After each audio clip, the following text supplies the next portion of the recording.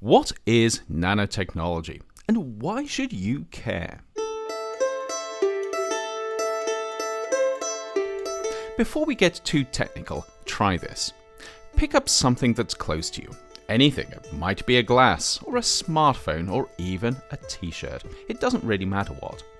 Now, think about what this thing does well. It could be holding water or chasing Pokemon, or if you're thinking about that t-shirt, making you feel awesome.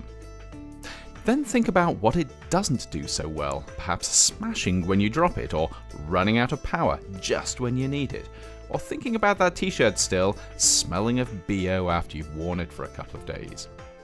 It might not be obvious, but all of these things, the good stuff and the bad, depend on the individual atoms that make up the things around us, and importantly, how they're put together. It's a bit like a car working because of how all the individual bits are arranged. It's not just a case of having 4 wheels, an engine and a steering wheel.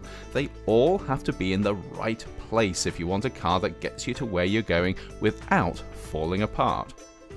Of course, atoms are a bit smaller than the wheels on a car, but the same idea holds. How the different atoms in something are arranged can affect things like how strong or how weak it is, or if it conducts electricity, or if you can see through it, or even what it feels like. In fact, pretty much anything that the stuff around you does, it does because of how all the different atoms it's made of are put together.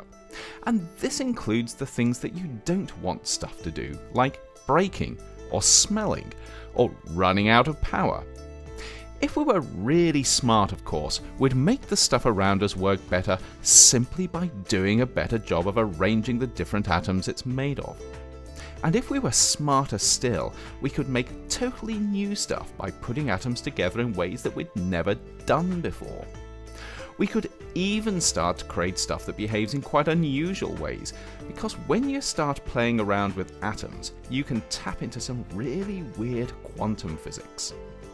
The trouble is, atoms are really small, more than 1,000,000 times smaller than the tip of your pinky finger, and that means they're not that easy to work with. But over the past few years, scientists and engineers have become increasingly good at designing and engineering materials down at the level of atoms or small groups of atoms. And because this new technology involves doing stuff at such a minute scale, it's called nanotechnology. Using their new skills, nanotechnologists are beginning to do cool stuff like creating materials that are really good at turning sunlight into energy, or using nanoscopically small particles to deliver anti-cancer drugs, or even turning polluted water into drinkable water.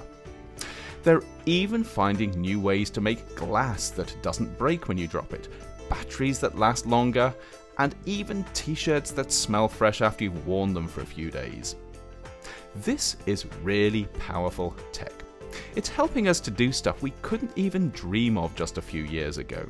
But because nanotechnology is so powerful, we need to be really careful how we use it, just in case we end up causing more problems than we solve. The last thing we want is to make better solar cells that also destroy the environment, or design more efficient water filters that just happen to cause more pollution. Because of this, scientists and others are working hard to make sure we develop and use nanotechnology responsibly.